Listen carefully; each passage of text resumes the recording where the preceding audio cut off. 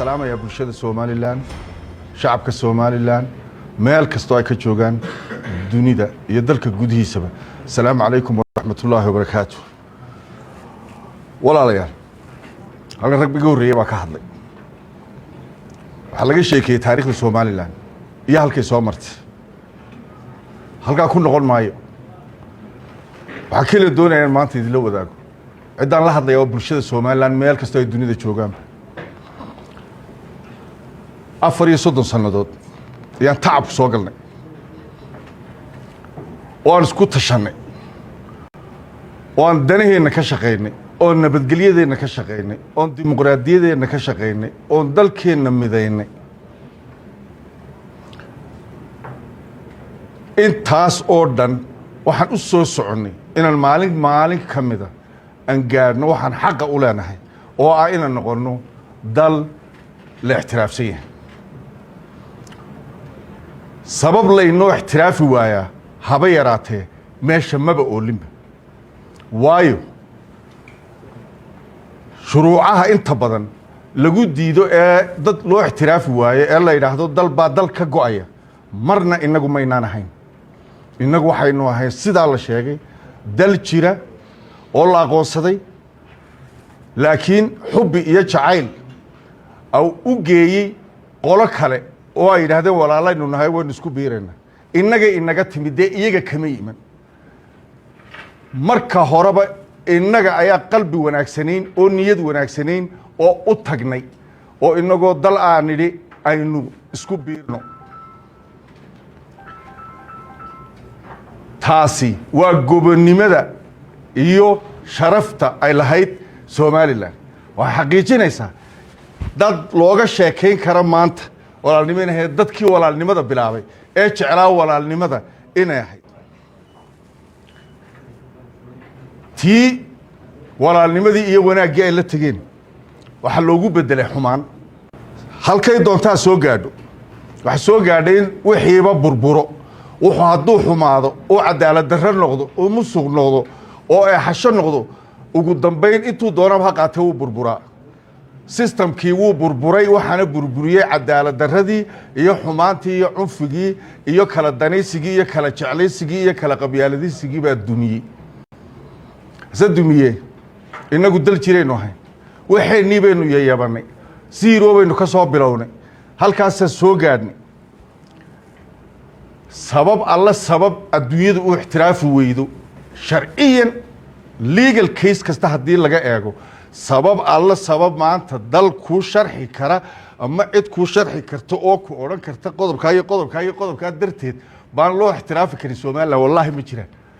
meel kasto tagna adduunka dooda marka deed way ka soo xidhmaysa wuxuu ku oranay wallahi ma garanayo bolisiga dawladda iyadu baaska sidaas laakiin nin kugula doodi kara oo sharxi kara sabab Soomaaliland loo aqoonsan karin ma jirto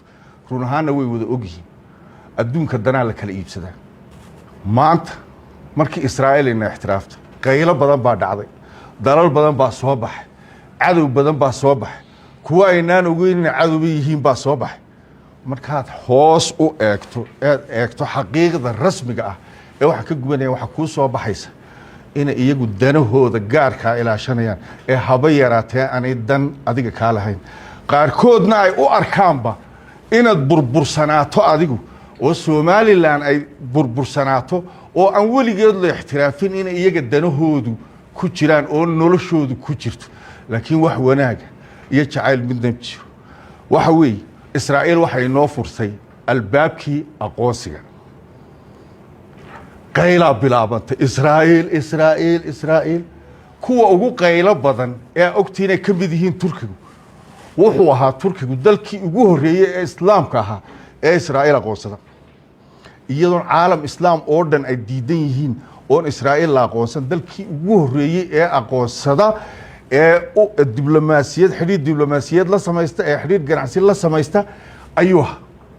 kiiba maanta inuu adiga ku sheego Israa'iil baa la xiriirada kooranaya Israa'iil 14 wadan oo islaam ah baa oo xiriir leeyihiin inagu waxaynu nahay kuwii ugu dambeeyay kii ugu horeeyay ma nihiin asamaana fact inagu kuwii ugu dambeeyay baynu nahay qaylo maynaan maqal intii hore qayladaad maqlaysa baroorta orgiga ka weyn waa dana kale dalka turkigu dawlad ku sheegaa xamar waa heshiis la galay waan ognahay runtaa la isku sheegayaa maanta heshiisyuu la galay dana dhaqaaluu la galay waa xukuumad fashilantay oo aan dalkooga iyo dadtooda ka naxayn 95% resourceska waddanka ayuu heshiis kula galay inuu qaato taasaa wuxuu saxeexday markaa wuxuu isku haystaa inay resourceska yaalla Somaliland ay heshiiskiisa ku jiraan caqliga lagu fikirayaa waa ka waa ninka jasiiradda Qobrus qayba Turkiga ah wuxuu aaminsan yahay Turkiguna dadka Turkigu xaq u leeyihiin in aayahooda ka tashadaan laakiin wuxuu diidan yahay dalka Somaliland in aayahooda ka tashadaan waxa dhici karta markaa in meelo badan lagu soo maro ka gaban mayno Djibouti 1975 xornimada qaatay hadduu jacayl hayo oo Soomaali jeceshahay maalintaa waxay haysteen Chinese ay Soomaaliya ku biiraan in fact way ka dagaalameen oo waxay dhahan kuma biirayno iyagoo arkaya inagii ku biirnay tayna qabsatay iyagoo arkaya baa ay diideen ku biiraan maanta Djibouti baa kule dadka Soomaaliyeed midnimadooda ka talinaya kama talinaysa Djibouti waxay u aragtaa dibta Somaliland iyo Somaliland oo la aqoonsan in iyaga danahooda ku jiraan taana Djibouti waan kula fahamnay walaalnimo haday ku hayso waad sameyn lahayd Somaliland aayaheeday ka tashanaysa munaafaqada noocaana waynu garanaynaa dadka Somaliland walaalahay waxaan u sheegayaa albaabkii ixtiraafku markuu inoo furmay meelo badan baa la inaga soo galaya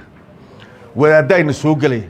qolo kale dhinac inaga soo galaysa dad inaga iska mid oo iska jibbaysan oo reer Somaliland baa jira oo marka wax yar loo sheegay iska jiboonaya war waxani waxa ma aha diina ma aha dana kalena ma aha dad dana gaar leh oo ay dantooda u arka Somaliland ee burbursanaato baa wadooyinkan inoo soo maray albaabka maanta inoo furmay waa albaabkii inoo furay ixtiraafka kuwa kale oo soo socdaana way jiraan kuwa hadaba soo socda ixtiraafka kale soo socda wuxuu ku xidhan yahay ka sidii aanu xajisano haddii ka maanta carqalad laga geliyo adduunyadu indhaha inagu haysa si fiican baa laynoo soo eegaya haddii ka maanta layna soo dhex maro oo dadka munaafiqiinta ee danaha gaarka leh ee adiga dhibaatadaada iyo burburkaaga ku farxaya ay ku soo maraan waxay keeni kartaa in albaabada kale furmayay ay inaga hor joogsato marka shacabkiga Soomaaliland meel kasta ay joogaan waxa iga tahay maanta inaan dhamaanteen isla fahamno ujeedadu meeshay tahay meesha loo socdo iyo waxa la diiday in isla fahmo Israa'iil way aqoonsatay Djibouti Turkiga way aqoonsan Djibouti iyo Israa'iil kursiga UN wada fadhiyaan cidii diidanida kursiga UN iskaga tagi lahayd oo Israa'iil baa joogtay oran lahayd marka inagu inaynu isfahamno